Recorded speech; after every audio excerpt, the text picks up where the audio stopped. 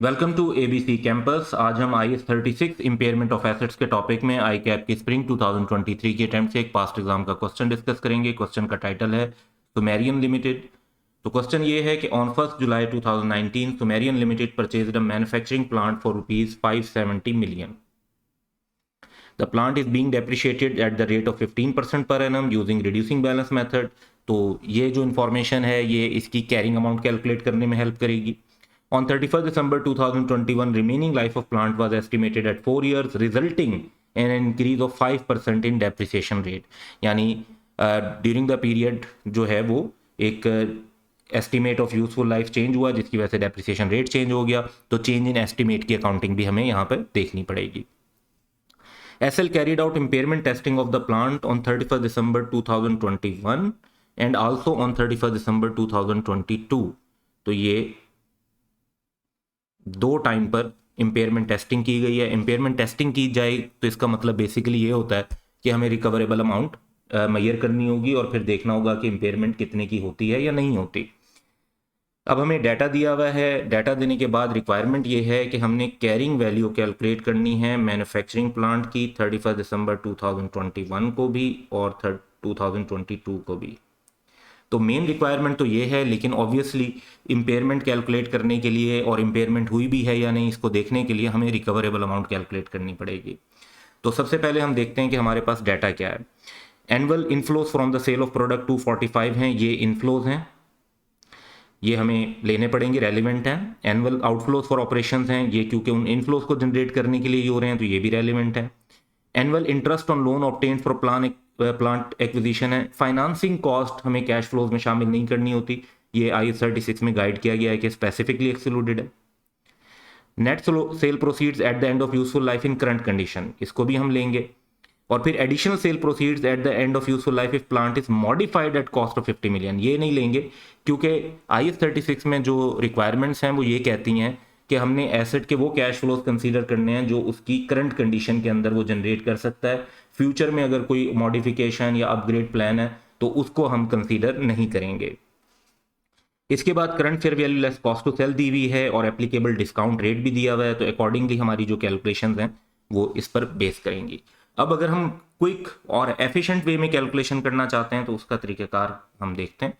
सबसे पहले 2021 के लिए हमें वैल्यू इन यूज़ कैलकुलेट करनी चाहिए। वैल्यू इन यूज़ कैलकुलेट करने के लिए अगर हम एनुअल कैश फ्लोज देखें तो 245 और 167 ये इनफ्लोज हैं और ये आउटफ्लोज हैं, तो ये नेट अमाउंट बनती है 78 मिलियन की। उसके अलावा 142 की अमाउंट है जो अल्टीमेट डिस्पोजल से राइज होगी, ये भी हमारे पास इनफ्लो होगा। तो हमने क्योंकि ये जो एनुअल कैश फ्लोज हैं ये यहाँ पर 2021 के एंड पर 4 इयर्स के लिए एक्सपेक्टेड हैं, तो हम इसकी प्रेजेंट वैल्यू निकालेंगे। अच्छा, अब देखें ये जो 78 की अमाउंट है इसके साथ हमने एन्यूटी का फैक्टर लगाया क्योंकि 4 years same amount of cash flow आएगा, जबकि 142 मिलियन की जो हमारे पास डिस्पोजल प्रोसीड्स हैं उनके साथ हमने सिंगल प्रेजेंट वैल्यू फैक्टर लगाया। तो हमारे पास वैल्यू इन यूज कैलकुलेट होकर आ गई 327.15 मिलियन। अब अगर हम देखें तो क्वेश्चन के अंदर, और ये 12% का रेट हमने यूज किया क्योंकि क्वेश्चन में ये गिवन है। Fair value less cost of disposal जो है वो क्वेश्चन के अंदर गिवन है 300 मिलियन की। अब अगर आप देखें तो वैल्यू इन यूज ज्यादा है, इसलिए हमारी जो रिकवरेबल अमाउंट है वो यही होगी, यानी 327.15 मिलियन। इसके बाद अगर हम सेम कैलकुलेशन 2022 के लिए करें तो उसमें भी हमें वैल्यू यूज कैलकुलेट करनी है और अब हमें कैश फ्लोज चाहिए। इनफ्लोज 263 और आउटफ्लोज 174 के नेट बन जाते हैं 89 मिलियन, और फिर 140 मिलियन की डिस्पोजल प्रोसीड्स आनी है, वन ऑफ आनी है। अब ये जो एनुअल कैश फ्लोज हैं ये यहाँ पर 4 साल रहते थे, एक साल 2021 का गुजर चुका है, तो अब हमारी कैलकुलेशन 10% के हिसाब से होंगी और फॉर नेक्स्ट 3 ईयर्स होंगी। इसलिए आप ये देखें कि जो हमने एन्यूटी का फार्मूला लगाया वो 3 ईयर्स के लिए 10% के हिसाब से लगाया, और 89 मिलियन क्योंकि हमें 3 ईयर्स मिलेगा 2023, 24, 25 में, और 140 मिलियन एक ही बार मिलेगा यूजफुल लाइफ के एंड पर, तो उसके साथ हमने सिंगल प्रेजेंट वैल्यू फैक्टर लगाया। तो हमारे पास वैल्यू यूज कैलकुलेट हो जाती है 326.51 मिलियन। और अब अगर हम देखें तो क्वेश्चन में fair value less cost of disposal 280 million की गिवन है। कंपैरिजन करें तो वैल्यू इन यूज हायर है, तो यही हमारी रिकवरेबल अमाउंट होगी। ये कैलकुलेशन जो है वो करने में कम टाइम लगेगा, एग्जाम पॉइंट ऑफ व्यू से एफिशिएंट है, लेकिन आप अल्टरनेटिव वे में भी सेम चीज़ें कैलकुलेट कर सकते हैं और हम उस कैलकुलेशन की तरफ चलते हैं। तो अल्टरनेटिव वे में कैलकुलेट करें तो रिकवरेबल अमाउंट कैलकुलेट करने के लिए आपको हर ईयर के लिए एक टेबल बना लेना होगा, एक कॉलम बना लें हर ईयर के लिए, और उसके बाद आप उसके अंदर एनुअल इनफ्लोज लिख देंगे, फिर एनुअल आउटफ्लोज लिख देंगे, फिर डिस्पोजल प्रोसीड सिर्फ लास्ट ईयर के अंदर अल्टीमेट डिस्पोजल की, इससे आपके पास नेट कैश फ्लोज आ जाएंगे। जब नेट कैश फ्लोज आ जाएं तो 12% का डिस्काउंट फैक्टर गिवन है, हर ईयर का जो है ना आप डिस्काउंट फैक्टर कैलकुलेट कर लेंगे, और इस तरीके से आपके पास प्रेजेंट वैल्यू आ जाएगी। चारों साल की प्रेजेंट वैल्यू को टोटल करें तो आपके पास वैल्यू इन यूज कैलकुलेट हो जाएगी। इसे fair value less cost of disposal of 300 के साथ कंपेयर करेंगे तो हमें पता चल जाएगा कि रिकवरेबल अमाउंट 327.15 यानी हायर होनी चाहिए।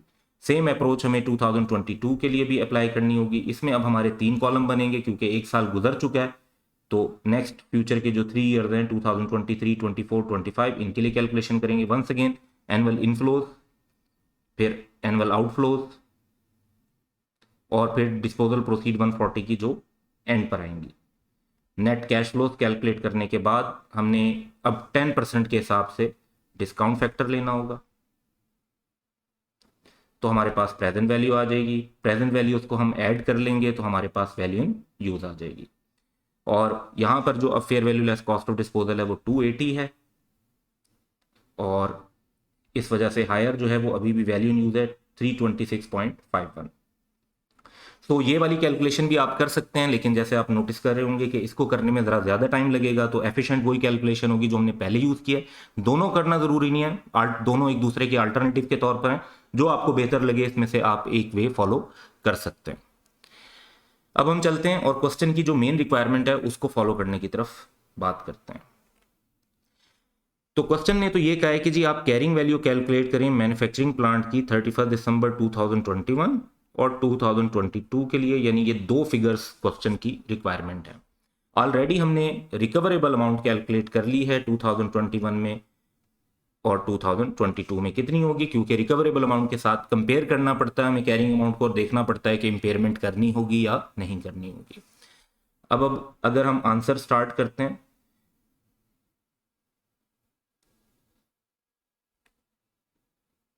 तो एक हम एक्चुअल और एक अगर एसेट इंपेयर ना होता तो क्या पोजीशन होती, दो अपने सामने रखेंगे। एक्चुअली जो हमारा आंसर होगा वो ये एक्चुअल वाला कॉलम होगा, जो सेकंड कॉलम है वो आप लोगों को समझाने के लिए और एक किस्म की वर्किंग करने के लिए सिर्फ हम रख रहे हैं। अब क्वेश्चन में बताया हुआ है कि जो हमारी कैरिंग अमाउंट है वो 570 मिलियन है, ये कॉस्ट हम लिख देंगे। इसके बाद ये बताया हुआ है कि 15% से डेप्रिशिएट करना है। ईयर एंड हमें नजर आ रहा है कि 31 दिसंबर है, लेकिन एक्वायर किया था 1 जुलाई को, तो 6 मंथ की डेप्रिसिएशन चार्ज होगी 2019 में 15% के हिसाब से 6 मंथ की बनेगी 42.75। इसके बाद जो हमारा एसेट है वो ईयर एंड पर शो होने लग जाएगा 527.25 का। नेक्स्ट ईयर फिर हम 15% के हिसाब से डेप्रिसिएशन चार्ज करेंगे, इस बार पूरे साल की डेप्रिसिएशन चार्ज होगी 79.09, और हमारे पास ईयर एंड पर एसेट शो होगा 448.16 का। अच्छा, अब यहां पर आकर अगर आप नोटिस करें 2020 तक तो सब कुछ ठीक है, लेकिन 2021 में जो है एस्टिमेट भी चेंज हुआ है, जिससे 5% डेप्रिसिएशन रेट इंक्रीज हो जाएगा, यानी 15% से अब हो जाएगा 20%, और साथ ही हमें इंपेयरमेंट टेस्ट भी करना होगा। तो पहले तो हमें ये जो 5% का इंक्रीज है 15% में जब ये लेंगे तो अब हमारी जो डेप्रिसिएशन होगी 2021 में वो 20% के हिसाब से होगी, तो 89.63 की डेप्रिसिएशन बनती है। और इसके बाद हमारे पास जो वैल्यू आ रही होगी वो हम देख लेते हैं, वो बिफोर इंपेयरमेंट जो हमारे पास आ रही है, तो वो हमारे पास वैल्यू आ रही है 358.53। अब अगर हम नोटिस करें तो हमारी जो रिकवरेबल अमाउंट है 2021 की वो इससे कम है, यानी 327.15 है। इसका मतलब है कि हमें इंपेयरमेंट रिकॉर्ड करनी पड़ेगी, तो हमें कैरिंग अमाउंट जो आफ्टर इंपेयरमेंट हम लेंगे वो एक्चुअली ये वाली वैल्यू लेंगे 327.15 की, और एज अ बैलेंसिंग फिगर हमारे पास हमें पता चल जाएगा कि हमने इंपेयरमेंट लॉस रिकॉर्ड किया है 31.38 का। नेक्स्ट हम डेप्रिसिएशन 2022 की लेंगे। तो अब हमारा एस्टिमेट एक बार रिवाइज हो चुका है, फर्दर रिवाइज नहीं हुआ, तो हम ये 20% को ही कंटिन्यू करेंगे। अब 327.15 पे 20%, एक मरतबा जब एसेट इम्पेयर्ड हो जाए तो रिवाइज वैल्यू के ऊपर डेप्रिसिएशन कैलकुलेट की जाती है। तो अब हमारी डेप्रिसिएशन आ जाएगी 65.43। अच्छा, अब अगर हम कैलकुलेट करते हैं तो आफ्टर डेप्रिसिएशन हमारी वैल्यू है 261.72। अब यहाँ पर आप अगर नोटिस करें तो हमें नज़र आ रहा है कि एसेट की रिकवरेबल अमाउंट ज़्यादा है, 326.51 मिलियन है। लेकिन सवाल ये पैदा होता है कि क्या अब हमें रिकवरेबल अमाउंट पर लेकर जा सकते हैं? तो पॉइंट ये कि हमने क्योंकि पहले इम्पेयरमेंट को रिकॉर्ड किया है तो इम्पेयरमेंट का रिवर्सल भी रिकॉर्ड हो सकता है, लेकिन इम्पेयरमेंट का रिवर्सल अनलिमिटेड अमाउंट का रिकॉर्ड नहीं हो सकता। उस सिलसिले में जो रूल्स हैं उनको हमें देखना होगा। तो रिवर्सल ऑफ इम्पेयरमेंट होगी, लेकिन उस पर लिमिट्स हैं। वो लिमिट्स क्या हैं उसके लिए हम देखेंगे कि जो कैरिंग अमाउंट है हमारी 31 दिसंबर 2022 को, वो हम एक नोट बनाते हैं कि अगर एसेट कभी इम्पेयर्ड ना होता तो देखें ये इस वैल्यू पर होता, 358.53 पर। फिर इसकी इस पर इसी वैल्यू पर 20% डेप्रिसिएशन चार्ज होती है जो 71.71 बनती है। तो ये एसेट 286.82 का शो हो रहा होता। तो एक वैल्यू हमारे पास ये है और एक वैल्यू हमारे पास है रिकवरेबल अमाउंट। तो इन दो वैल्यू को खास तौर पर जरा हम हाईलाइट कर लेते हैं फिलहाल, कि एक ये रिकवरेबल अमाउंट और एक वैल्यू कि अगर एसेट कभी इम्पेयर ना होता। तो आई 36 के रूल के मुताबिक जब आपका कॉस्ट मॉडल होता है तो रिवर्सल ऑफ इम्पेयरमेंट के टाइम पर एक एसेट, उस दो वैल्यूज हम लेंगे उनके लोअर पर शो होगा।